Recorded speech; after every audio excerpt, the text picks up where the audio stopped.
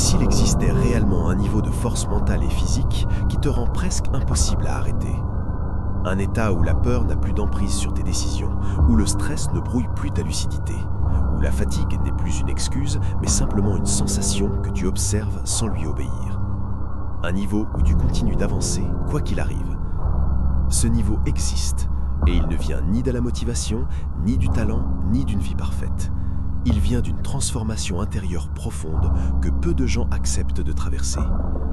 Il y a plus de 400 ans, un homme a incarné ce niveau, Miyamoto Musashi. Samouraï, stratège, philosophe, invaincu dans plus de 60 duels à mort. Mais ce qui rend son héritage fascinant aujourd'hui, ce n'est pas seulement sa capacité à combattre, c'est sa compréhension brutale de la discipline humaine. Une compréhension qu'il a condensée dans un livre devenu légendaire, le livre des 5 anneaux. Et le plus surprenant, c'est que cette méthode fonctionne encore aujourd'hui.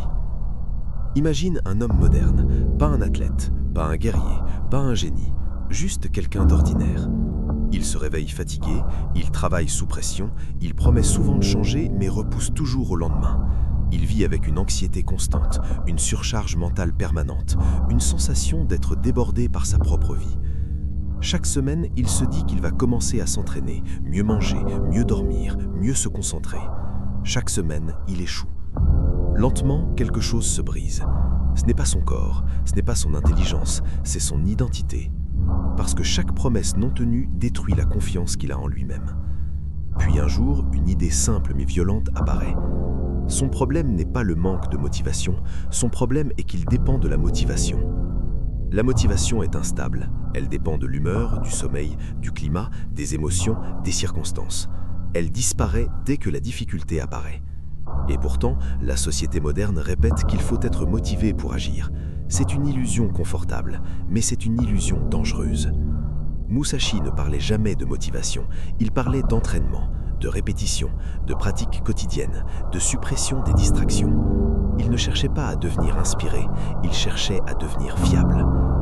C'est ici que la transformation commence réellement, pas par l'ajout, mais par l'élimination. Aujourd'hui, tout pousse à accumuler. Plus d'objectifs, plus de méthodes, plus d'informations, plus de contenu, plus de distractions. On croit progresser en ajoutant, mais la puissance naît souvent de ce que l'on retire. On retire les excuses, on retire les négociations internes, on retire les décisions inutiles, on retire les habitudes qui dispersent l'énergie. La discipline n'est pas faire plus, la discipline est faire moins, mais tous les jours. L'homme moderne commence alors par une règle simple, ne jamais rompre la chaîne.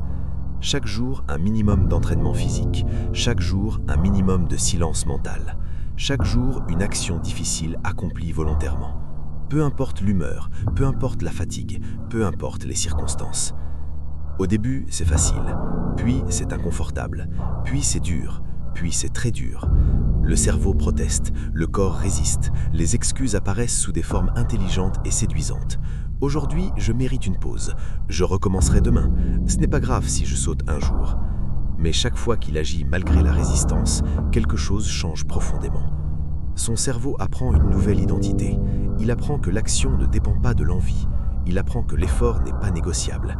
Il apprend que l'inconfort n'est pas dangereux.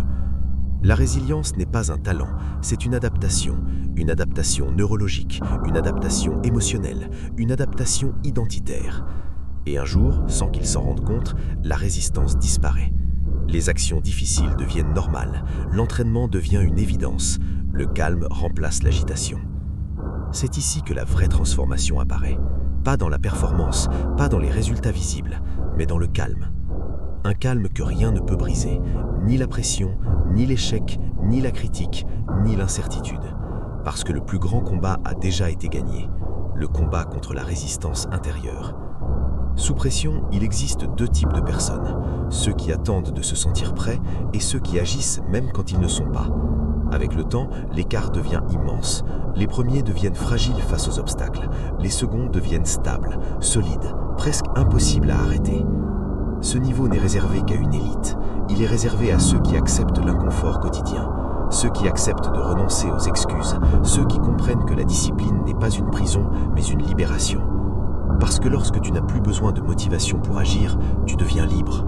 libre de tes émotions fluctuantes, libre de la procrastination, libre du chaos mental, libre des promesses non tenues.